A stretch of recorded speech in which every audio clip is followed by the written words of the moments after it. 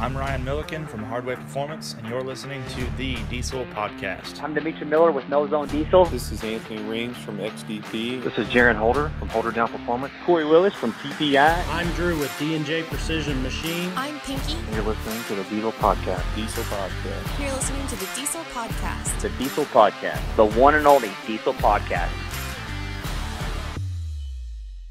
What is going on, Diesel Nation?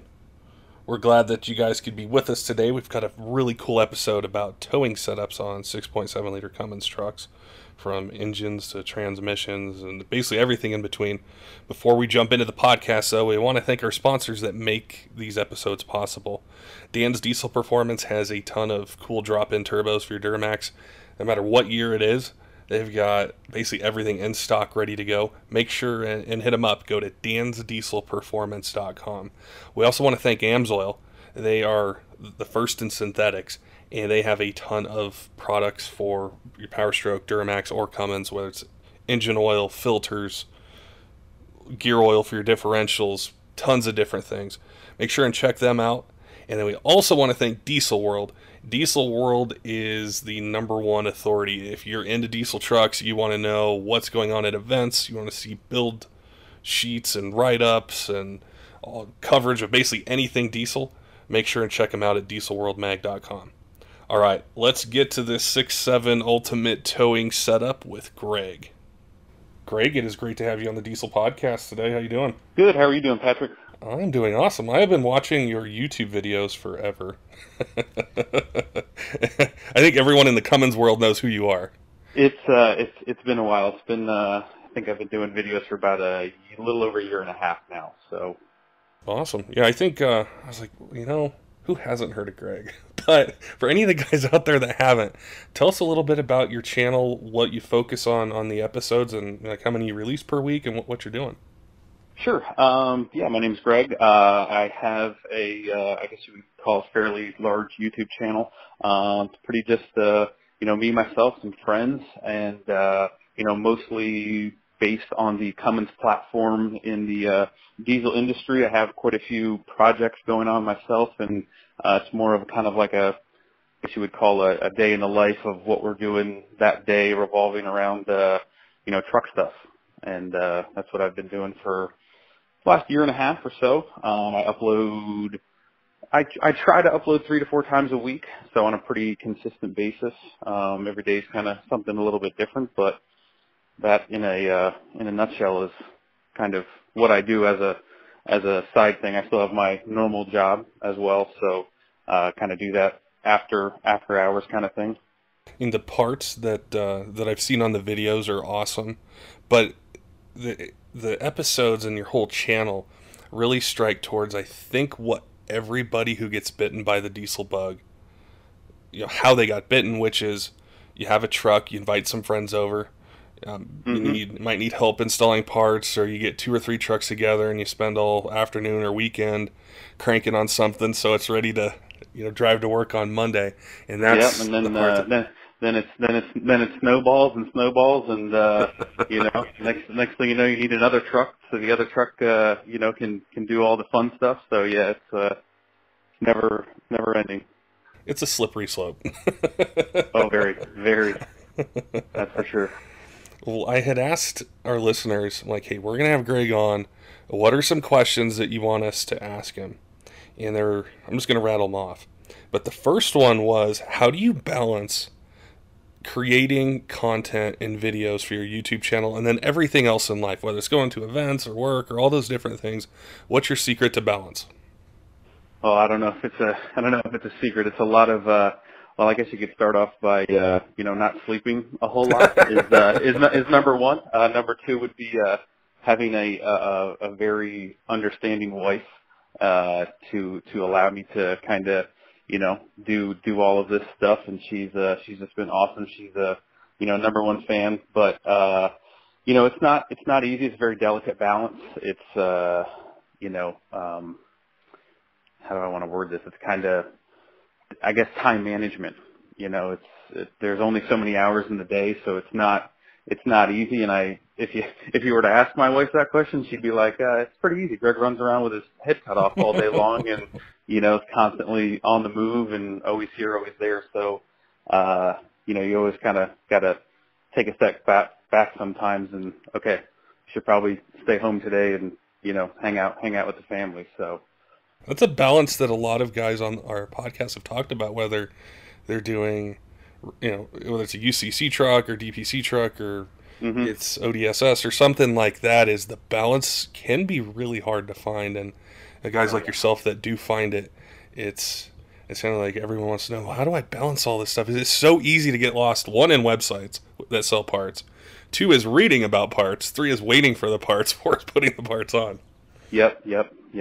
I think, it might just, come with time. You kind of just figure it out as you go. You kind of, learn what does and doesn't work and, just try to, focus the best you can. And, I think cell phones are probably the biggest, thing. You start looking at your cell phone and scrolling through your social media, and next thing you know, you blow couple hours just doing that. So, trying to stay focused.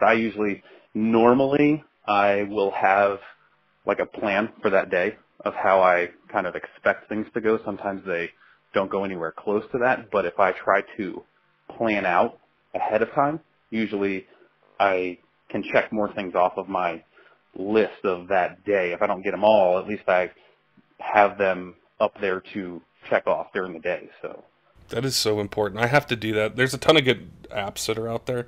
I have to do it with the podcast because there's like 3 or 4 time zones involved and different things. And I'm like, I need something to keep me in line because if I rely on my own devices to do it, it ain't going to happen. Right. We had another guy ask, he's like, you need to ask Greg what he's doing with his race truck. Is anything changing? What's his plan with it, if he can talk about it? So he sounded like a guy, he subscribes to you and he watches all your episodes. Yeah. I pretty much, on the channel, obviously there's some suspense in the builds. Usually I'm a pretty open book when it comes to what's going on and stuff like that. So the drag truck, which we had attained, I would say, maybe 6 to 8 months ago, pretty much took it a bone stock truck off the side of the road that was a old work truck, and we raced it once in stock form and was actually going to use it for a work vehicle. At the time, I was racing a quad cab short bed, full complete truck, had 50,000 miles on it. Really did not want to put a cage in the interior of that truck. That was my number one thing that I did not want to do.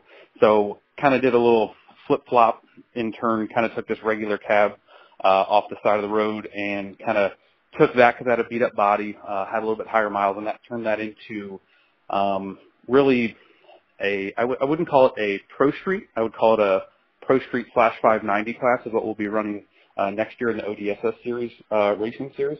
Right now, it is just finishing up all of the chassis and cage work. We put a 25/6 certification roll cage in it. We back half the complete truck. So that is pretty much finishing up at the Coker Chassis and Fab up in Pennsylvania where I'm at right now. I'll be picking that up within this week, and then I'm actually going to be taking it down to King Speed Race and Repair down in Bowling Green, Kentucky. They are going to be helping me kind of finish up the truck, kind of give me a hand with getting all of the data logging wiring done, nitrous stuff, all while I'm waiting for, and I think what most people want to know is the engine setup that's going in the truck. So Freedom Racing Engines is in the midst of kind of completing that as we speak, so that'll be a couple weeks away.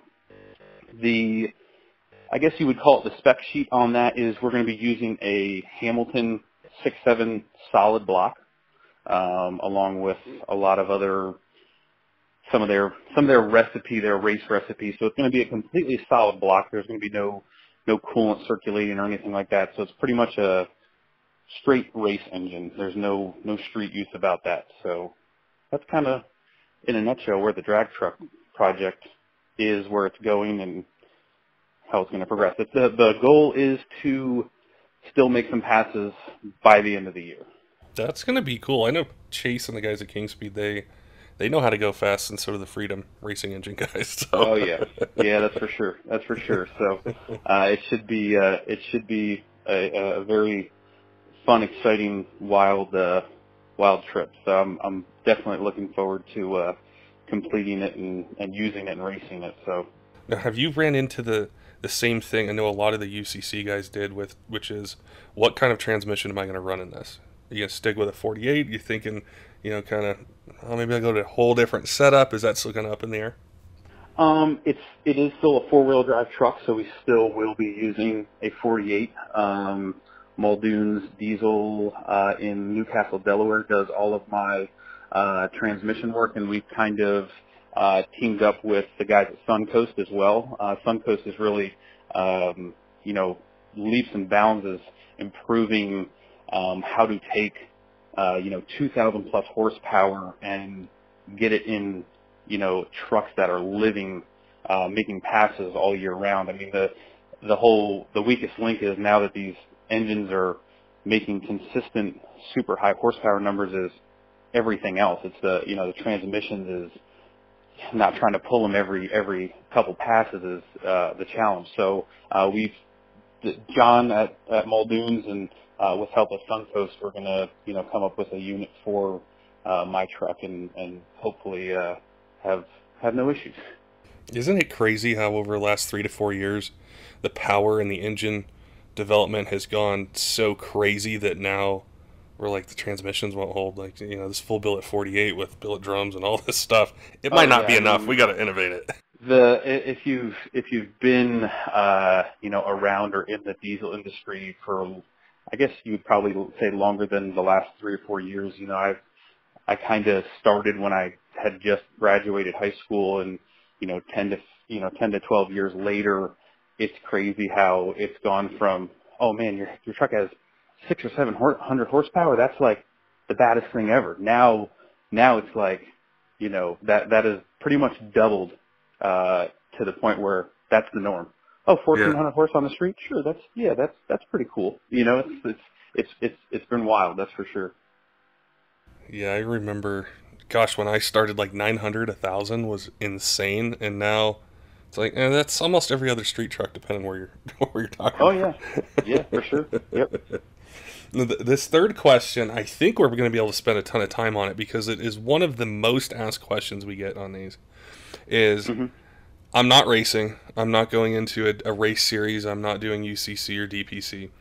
I need a truck for work. I'm going to be towing this, or maybe they're towing their car to the racetrack or something else, and it's the ultimate towing setup. Using a truck for a truck. Yep, using it for a truck, and I wanted to focus in on the 6.7 Cummins. The gentleman that asked this had one, but that is a ton of our listeners. I'm sure your subscribers as well. So, say an 07.5 to 17, I guess we could even go 18 model, is how would we spec this build out? Say something about 550 horse. We'll start there. We'll do another one with, we're talking 750, but 550. Okay. What would you, with your experience, the things you've seen, say this is the way I would build this truck? So I guess I could start with, we mentioned two things, your third gen 6.7, which would be, 07.5 to when they started the fourth gen body style and then go into the fourth gen. So, the truck that I use for work every day and that has done all of my, towing duties, which, I used to have a 2.6 sled pulling truck, so I've towed that all across the world. Not world, but East Coast, I would say. I'm on the East Coast. But that truck is a 08 6.7 4-door long bed. Most all of my towing is a gooseneck. I have a PJ 35-foot hydraulic over dovetail tandem dual trailer. So it's empty. It weighs about 7,500 pounds. So pretty heavy on the towing scale. And it's a 6-speed. So that truck, I can give you it's a pretty generic rundown. So this truck I had bought completely stock, and I had the mindset of I'm going to use this every day for work, and I'm not going to replace anything until it actually fails. So really, it's a pretty short story. The only thing that I've actually replaced on this is the factory VGT turbo. That went out around 150,000 miles, which at that point I replaced it with a second-gen swap. So it's a T4 speed manifold with a BorgWarner 467.7 turbo. It obviously has a clutch, has a South Bend street dual disc, dual friction clutch in it, which works amazing for backing up trailers. Other than that, I have a set of helper airbags in the back to kind of help, with the added weight. It still has completely stock fuel minus air dog lift pump, 4G lift pump. Besides that, the truck is pretty much, there's been no, still stock injectors, stock CP3.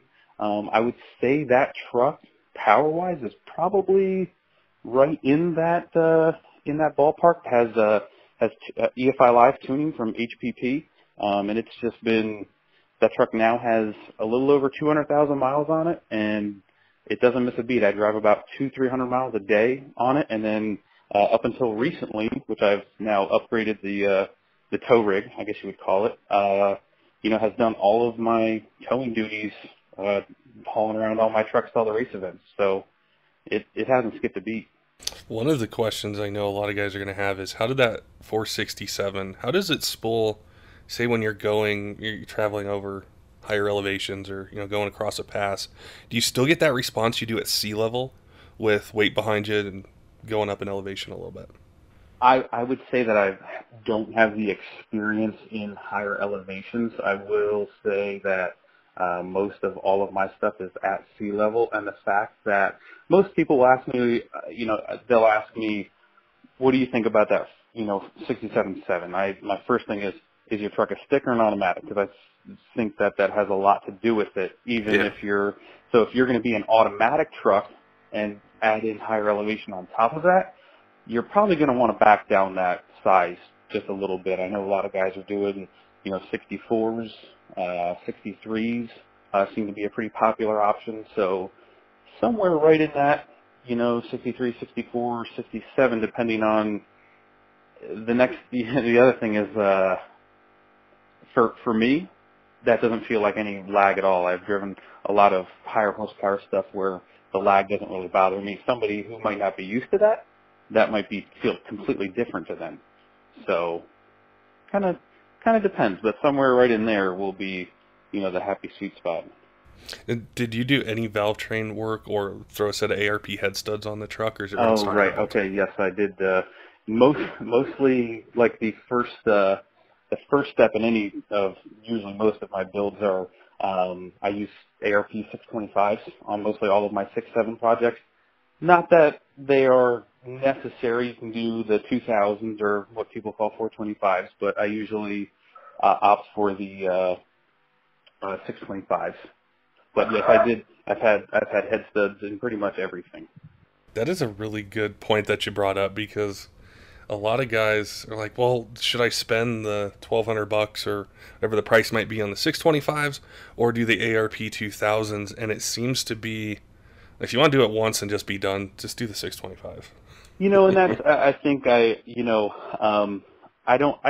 wouldn't say that I preach 625s. I've just always been, that's just kind of who if something has to come apart again, I don't feel uncomfortable reusing them. They have a higher clamping force. They get torqued higher than 2000s. So in my book, they are if you can swing it. Now, if you are a little bit more on the budget side, there's probably, I've built trucks that have made 700-800 horse, and they've been on 2000. So kind of, whatever you feel comfortable with, really.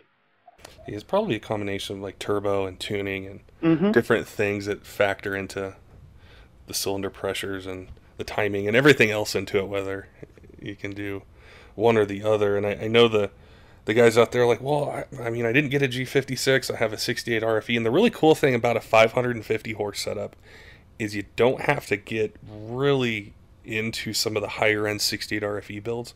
They really just need a little bit of help with line pressure and converters and things like that to do it. So it's not much different whether it's an auto or a manual.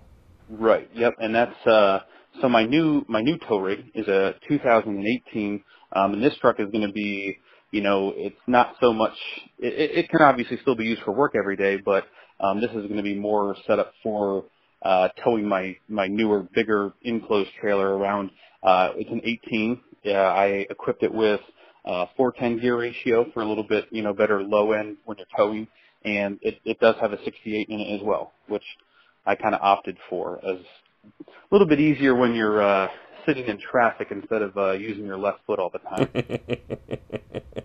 What's your plan with the 18? What are you looking at doing as far as power level and upgrades on that one?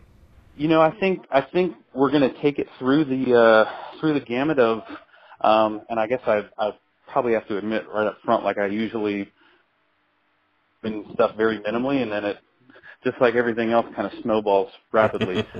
So I really have been trying to do it kind of slowly. I would say we're probably definitely going to be, in that 550 range before I have to, do something with the transmission. And then, the thing with the 68, I think you can get the biggest, baddest one out there, and still, once you start getting up to that 650, 700-ish, you're really kind of with that transmission playing with a little bit of fire.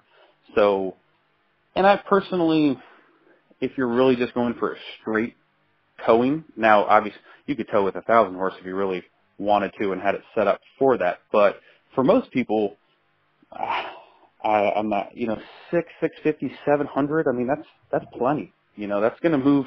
That's going to be moving on the highway. So. Oh, for sure. And in like with the transmission setup, whether it's ATS, Suncoast, RevMax, BD, any of those companies out there, is a lot of what they do to the clutches change, whether we're talking 550 or we're talking 900.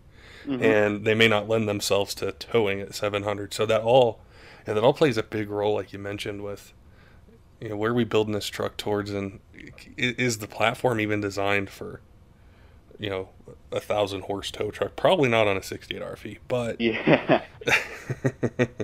definitely. And the price tag on them, but yeah, that's like we were mentioning before. When you're speccing out a build and all this, okay, what's your realistic budget for where you want to be at to kind of start the path? That is a really excellent point. That we had someone on not long ago, about a week ago. He did UCC.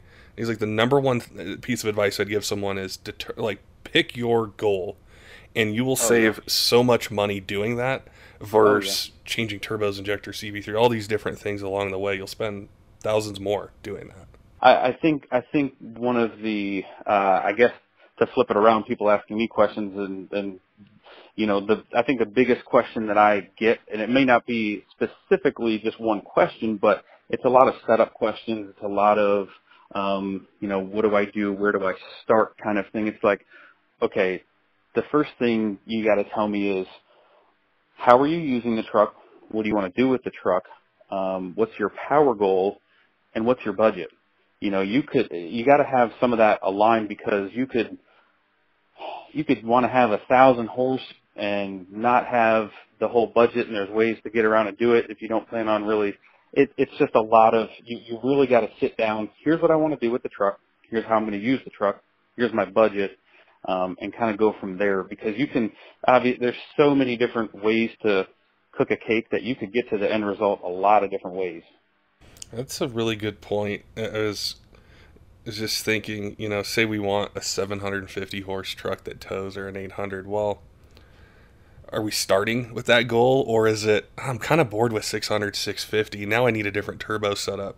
Oh, this transmission I got that's rated at 600 horse, it's not going to hold it, so now I got to pull it, send it off, have the upgrades done for that power level. Yep. And yeah, the budget could be 10,000, it could be 40,000. There's a big swing there. Right. It's somebody's like, I want the fastest spooling 1,000 horsepower truck I can get. So okay, so you need you're probably going to need compound turbos. Right off the bat, right there, when people see the price of those, they could be, I don't. Well, that's what you were asking. You know what I mean? Mm-hmm. It's a lot of communication to try and help someone, and it takes some time. It definitely takes some time. Whether that person's ever really. What I get a lot is, I want 1,000 horse. Okay, first question, firing back at you. What's the what have you driven anything that's close to that? Because you probably, if you've driven about 8 or 850, you're going to say that you don't need it, because it's not needed. It's really just a number game. But that is so true. I'm sure you've seen it, but it's like when you have a stock diesel truck and it's maybe making 300 at the tires, and then you throw a tuner on and it's maybe 500. Okay, that's exciting, but then you get used to it. Like, well, I need a different turbo. I need a little bit more fuel. Now you're at 650. Wow, it's exciting. Then you get bored with it, and then it eventually hits a point where I don't really want to drive this thing. Like, right, you get into the throttle, it's roasting the tires. I don't really want to do this every day. Right. Yep. Yeah, it's a whole what's usable, what's not, and yeah, it's we've gotten quite off the topic of the tow truck, but answering a lot of like questions here. They almost fit together though, because I think a lot of that's the thing with diesel is you can daily drive it, you can tow a trailer, you can take it to test and tunes or local track and have fun with it. Mm-hmm. But at what point does this tow truck turn into a race truck? And I'm sure you get a lot of feedback from YouTube and guys that subscribe and listen to you. Is there a point of no return that you would say on a 6.7 Cummins, this needs to be retired as a daily driver and it needs to just be trailered? That's it's also kind of a loaded question because the thing that keeps popping into my mind, and I'm not sure if you've seen this as well, the guys at Firepunk, Levon's quad cab long bed truck that has won many titles. He tows his sometimes he tows his enclosed trailer, which is probably pretty heavy. And I think that truck makes about maybe 12, maybe even 14. It's got a, built engine and big compounds on it, and he's towing his trailer. Now, obviously, that's the way far spectrum of what we're talking about, but it's kind of, you'll always have the person, well, sure, you can tow on a south. Well, yes, you can if it's set up for that. But at what point, where do you draw the line, I guess, is where that comes into play. But I would say for a normal person, I would say maybe like 750, 800. And I'm more of a kind of a simple setup kind of person. Using a truck on a daily basis for a tow truck that has, say, twin pumps and just more moving parts, you just kind of run into more moving parts in the whole reliability thing. If I'm going to use something every day and tow with it a lot, just like how my 08 hasn't missed a beat, I mean, it's been very, very simple. One turbo, one pump, very, very simple setup, and it works. Now, you can obviously upgrade those simple parts and make around 850 and still be reliable and still tow. So that's true. That Levon's the quad cab long bed, I saw it in person 5 or 6 years ago at DPC, and that is, I think, in my opinion, the ultimate 5.9 for something they would drive, they could go on the dyno, have fun with, and some of the things translate over from the 5.9 to 6.7, but I think it, like you said before, it really comes back to what is your budget and how much do you want to spend, and how do you make that work? I think for the majority of people, it's going to be a single turbo, a single pump, and your bolt-ons, because that's going to be simple, reliable, and without breaking the bank, and has the fluctuation of, can go from 750, 800. I really liked your build plan of, I'm not going to replace something unless it breaks, because I think that can eat up a lot of a budget, as well as there's so many parts, so many things that are out there, but if it's not broke, why fix it? Yeah, if it's working and it's accomplishing, what you want to do. I guess, like I said, my deck overweighs about 7,500 dry with another 7,000 pound truck on that. With the 6-speed in that truck, what I was doing, it was meeting all of my goals. So sure, I could add this or do this a little bit different or try and make a little bit more power, but it would definitely move out of its own way without any problem. If I wanted to go around somebody on the highway, it would do exactly what I wanted it to do. It was smooth, not towing. I use it every day and it's enjoyable. There's no quirks. It just works, and I'm like, why would I try to keep touching this? Right. That's kind of where I left off on it. I mean, my plan originally was I got that 467 because I wanted to grow into that 750-ish range, and I knew that that was a small injector size and a couple other little things, maybe a 10 millimeter CP3 and a set of small 60% over injectors away from making a even higher horsepower number. But I love it the way it is on stock fuel, and I haven't really touched it. That just got me thinking as well about, okay, so we've got guys listening to this and they're, okay, I'm going to do a 550 build, I'm going to do a 700 build, but the maintenance on it. And we had talked a little bit before the podcast about, trucks and different things like that, and we started talking about Amsoil and their products, and you're like, I run them in my trucks. And I wanted to ask you for your feedback on like which products you use, and then what kind of performance or maintenance benefits you're seeing, whether you're using the engine oil with the filter, or if you're using it in the differentials, different things like that, what your real world experience is with the Amsoil products.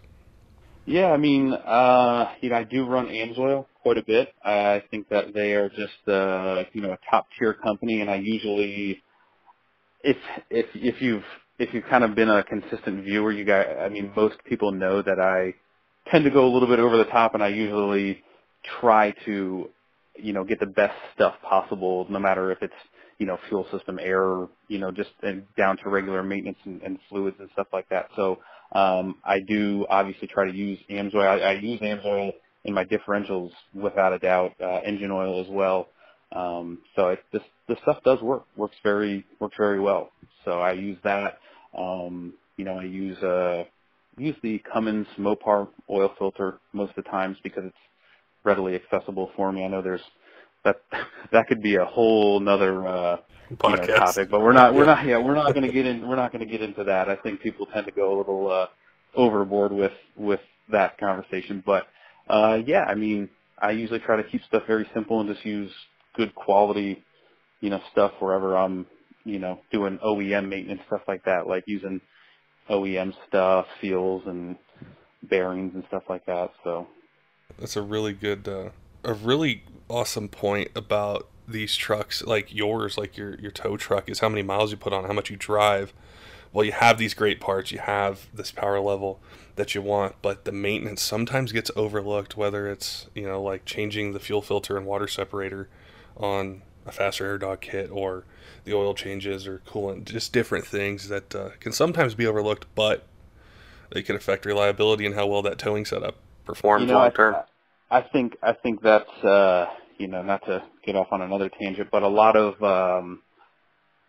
I'd just say the younger generation coming into the diesel scene, they see the trucks, they think they're cool, they're awesome, and they are. They are also, with that same coolness factor, come a whole new level of cost of maintaining.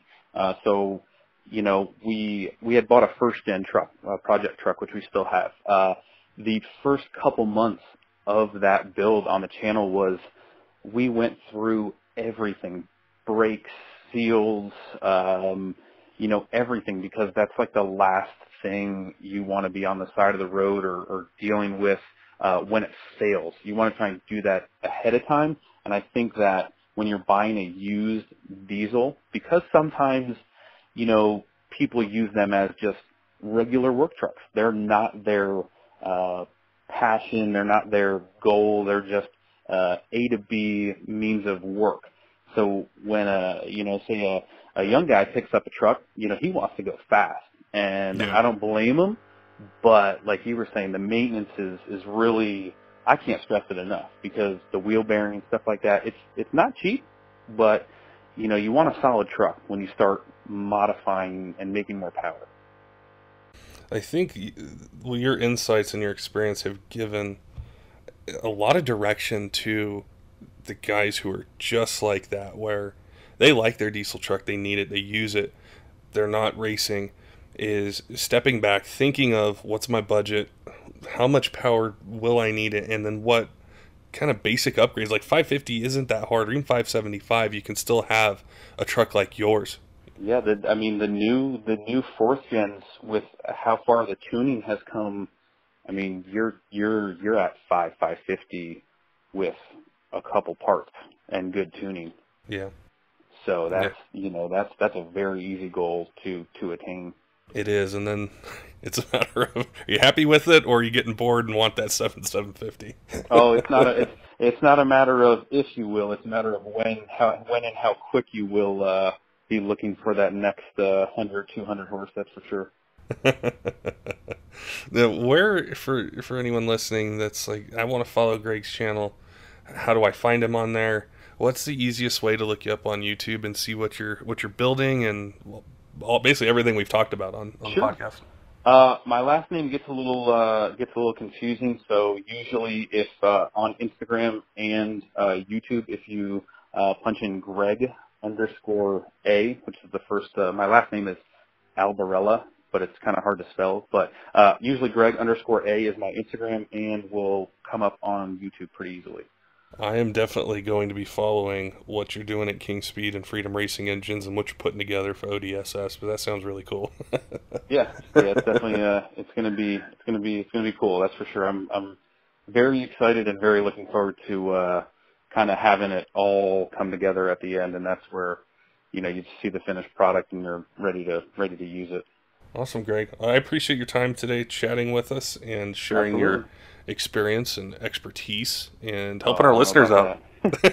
Yeah, absolutely. Thank you for having me. It's been an honor and a pleasure. Thank you, Patrick. Don't forget, diesel fans, make sure and check out Dan's Diesel Performance for upgrades on your truck, whether it's towing or a full-on race build, and as well as Amsoil to protect your investment with quality synthetics, and Diesel World Mag. You want to get ideas for your build, check out what's going on in the race scene, or even with the brand new trucks, which there's a ton of rumors flying around about the new, the 2020 Dodge trucks, and even the new GMs, things like that. All right, guys, till next time, keep the shiny side up.